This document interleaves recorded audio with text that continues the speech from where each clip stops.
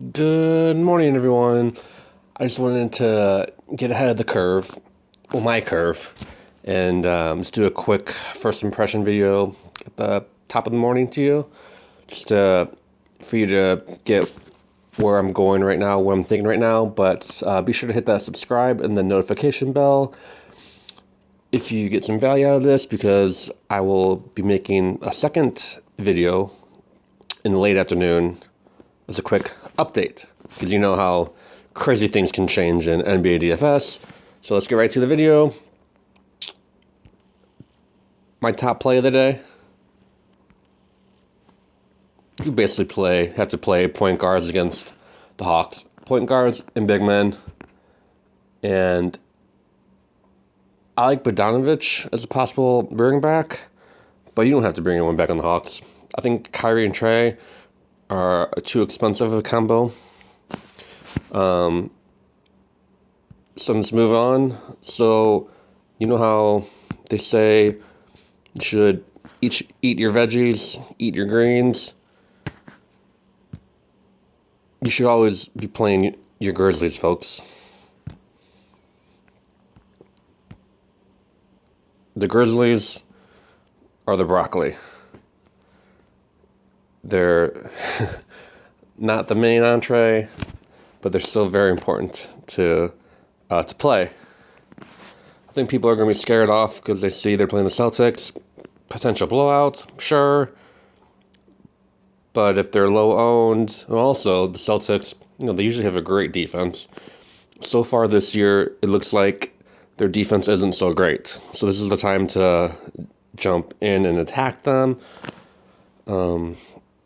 So if Kyle Anderson and Jonas are going to have high ceiling games, great games, then someone or multiple people on the Celtics are going to have great games. I think Tatum's too expensive at 8,800.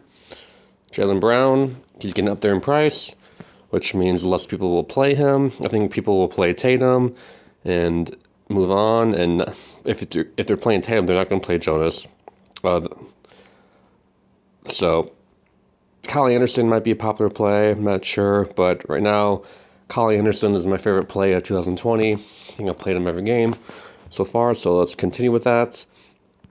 And okay, so we have.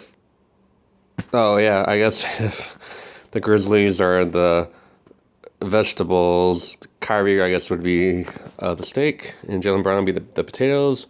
So for the dessert in our 3-course meal, I think I was dreaming of food last night.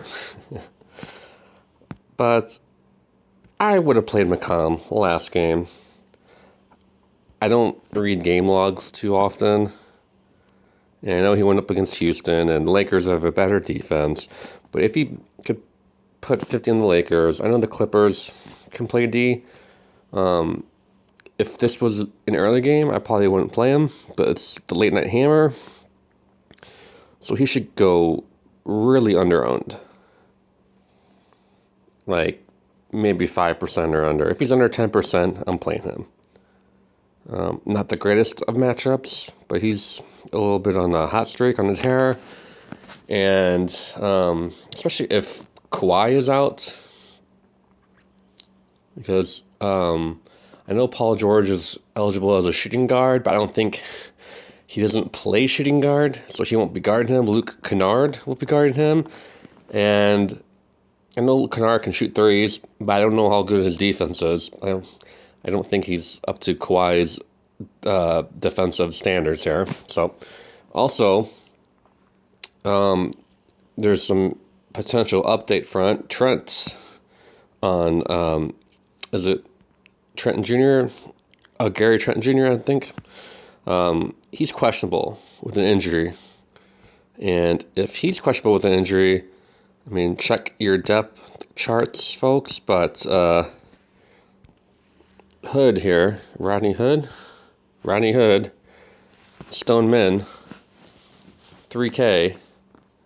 If he takes Trent's minutes, which which all reports as of right now are signifying he is, are saying he is, I'd play Hood and take my chances at 3K. If he gets 15 to 20 points, he opens up the rest of your team and allows you to play a McCollum, take a chance on McCollum, versus having to go down to a 5K or 6K guy. Also, if you do want to pair Kyrie with someone, I'm not saying he's a must-play, and I'm not reading game logs here, but he did come back last game with 27 and 15 minutes. Rondo is one of the most efficient players.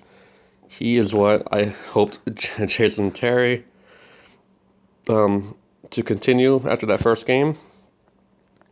But Rajon Rondo, I'll be playing a lot more than Jason Terry moving forward. And he can get there with just rebounds, points, maybe a steal or two, or like 4 or 5 steals in like 20 minutes. I don't know if there's a lot of injury news on the Hawks right now other than Gallinari. But, let's say for game script, Kyrie just blows the doors off this Hawks team. It's a blowout. Wouldn't that mean Rajon Rondo gets more minutes as Trey's backup? Just a thought. Also, if Trae Young's going to be very popular, I would pivot to Rajon Rondo and take a chance. And, 15, 20 points won't kill you. If he goes more than that, it's just gravy, basically. Okay, I'm going to stop talking about food, and I'll see you in the next one.